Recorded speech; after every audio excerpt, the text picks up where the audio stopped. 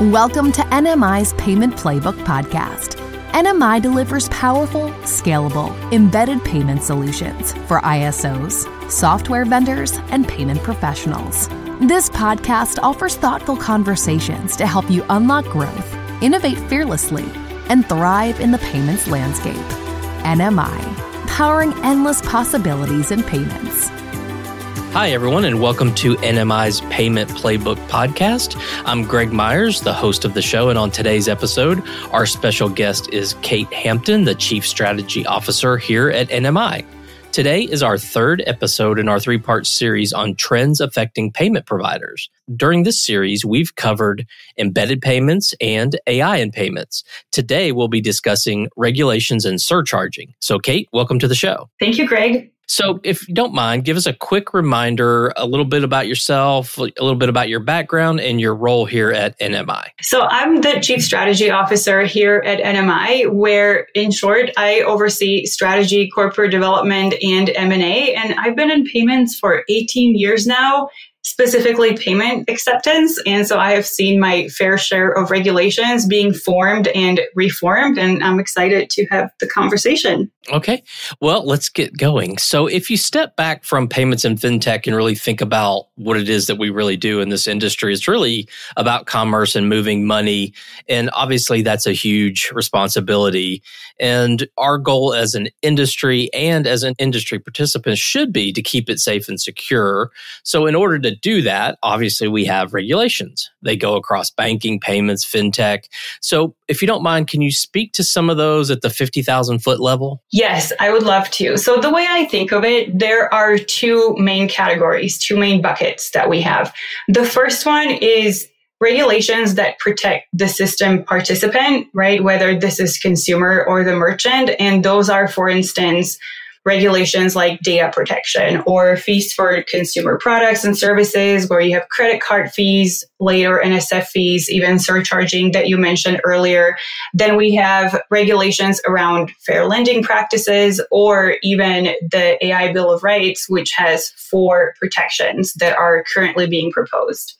The other bucket here is regulations that protect the system, right? So in payments and transmitting money specifically, you always have to know where the money's coming from, who the money's going to, and what it's for. And so you have regulations around AML, anti-money laundering, KYC, KYB, beneficial ownerships. You have things like sanctions compliance or even PCI. Okay.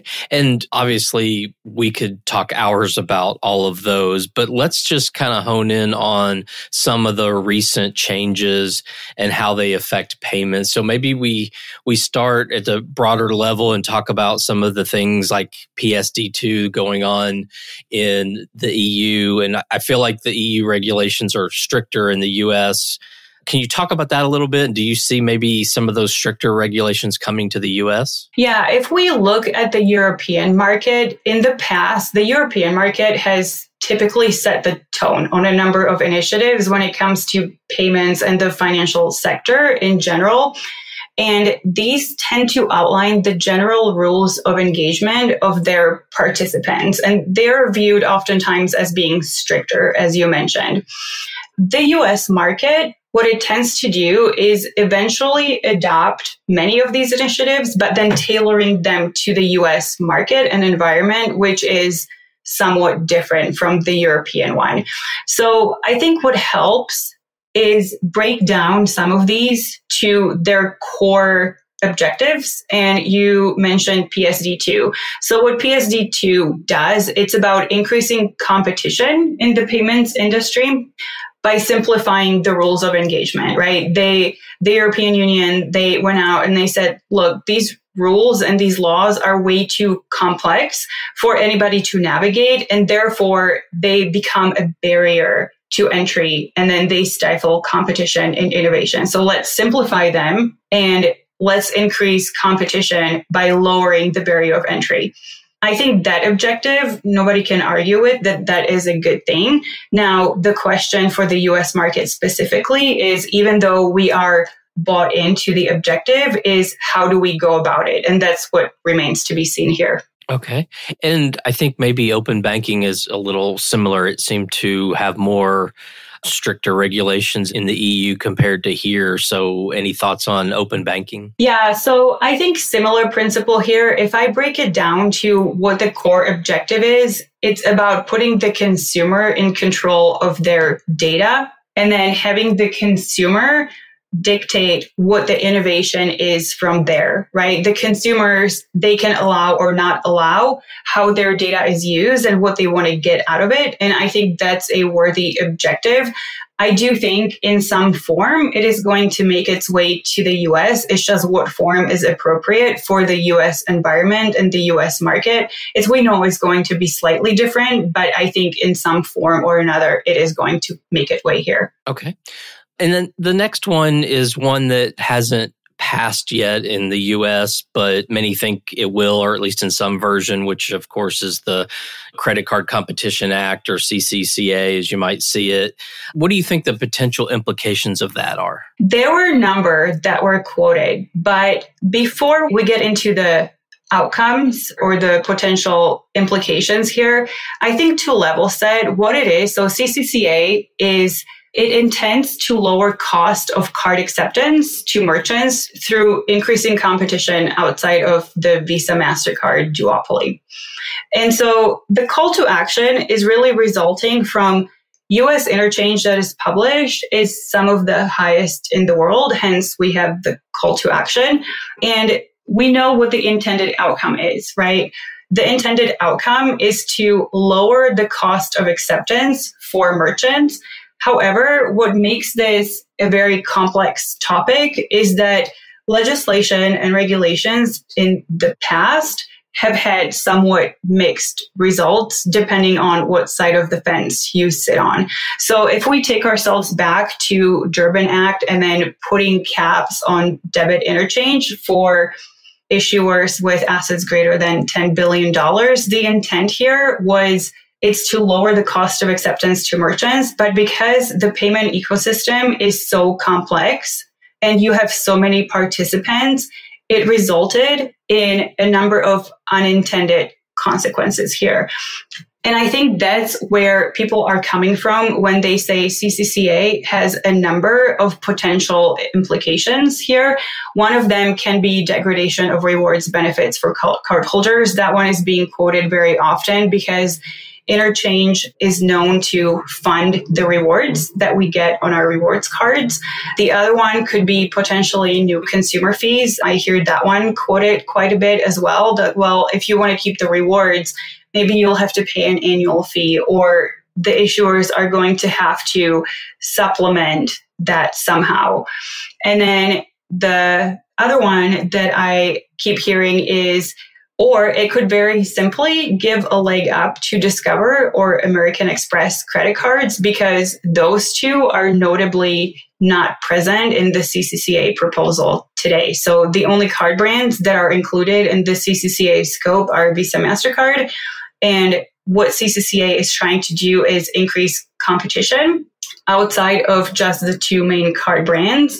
But we have two other ones that are well known, which is Discover and American Express, but those are not included. So the assumption there is that it could potentially give a leg up to the other two card brands. Yeah, it's interesting because, we've just mentioned three, but there are so many more that are ongoing. I mean, you mentioned some of them with the whole KYC, KYB, AML.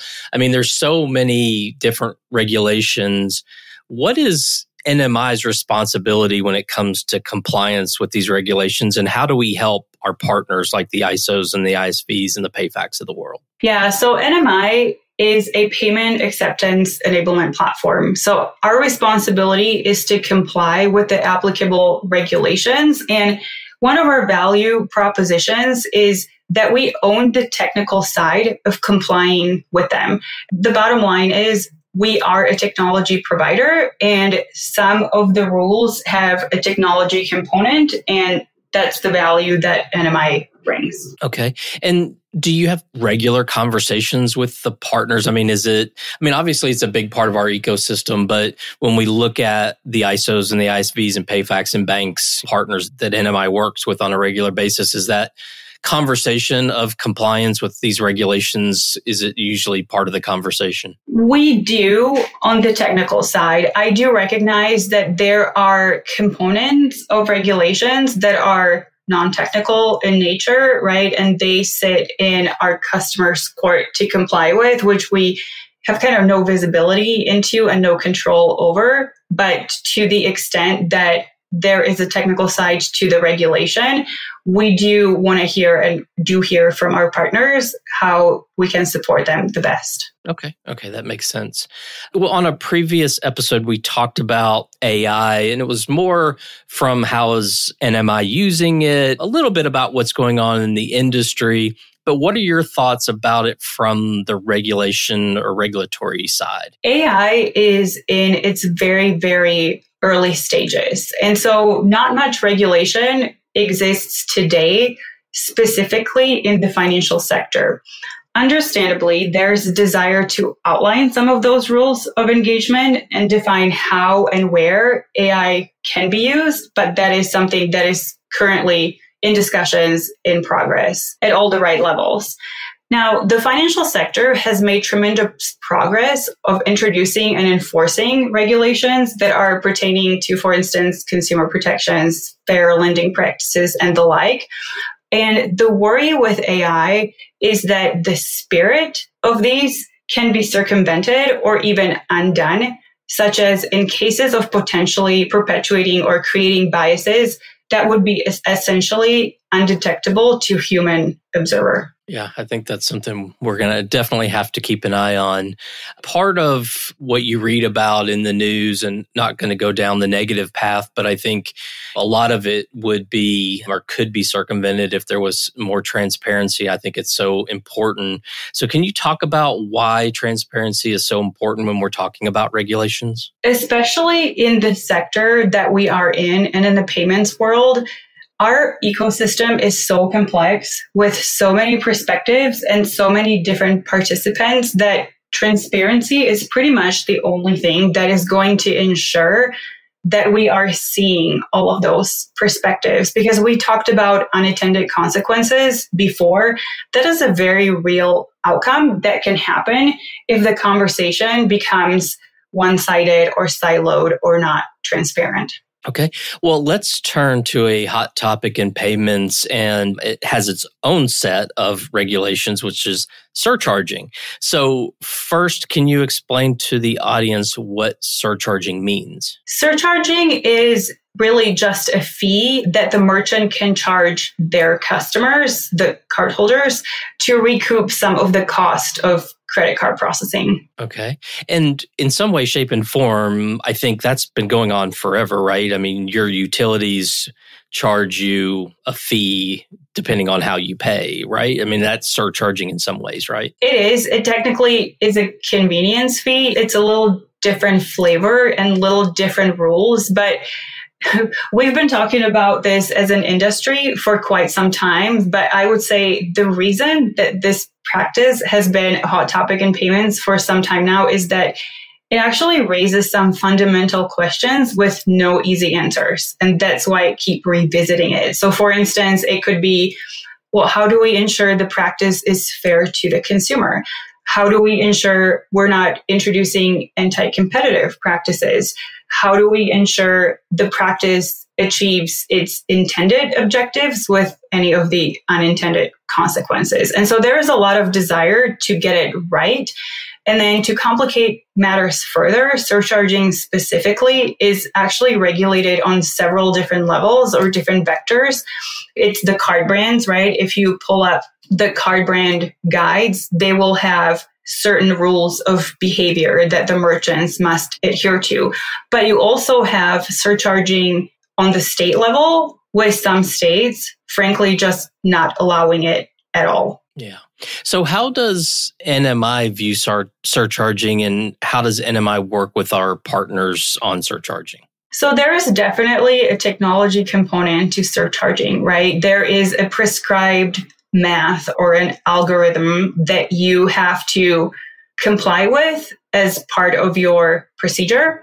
And so NMI delivers the technology component. However, we also recognize that past that, there are other components that the merchant has to comply with, such as proper signage, for instance. Okay. So obviously, regulations, hot topic, always will be something we have to do to protect the industry. Surcharging is coming along with its own set of rules, and obviously on the NMI side, working more on the technology side to allow partners to enable surcharging. So I think this has been a great episode. So if you don't mind, Kate, would you close out the show and maybe just give the audience a brief summary of the key takeaways? Sure. The regulatory environment, it evolves constantly, and we may revisit one regulation from different angles over time as either new technologies, new inventions come along, such as AI, and it's our responsibility to keep appraised of these developments. But more importantly, I would say the key takeaway here is it is our responsibility to engage in conversation and provide perspectives as the subject matter experts as these new regulations are being formulated, and their effectiveness is greatly driven by what form they take. Okay, great. I think that was a great summary. So, Kate, I want to thank you for your time today and really appreciate you being on today. Thank you, Greg. And to the rest of you listening, thank you so much for your time as well, and thanks for listening. Thank you for tuning in to NMI's Payment Playbook podcast. To subscribe or learn more about our flexible, modular approach to embedded payment solutions, visit nmi.com/resources/podcasts.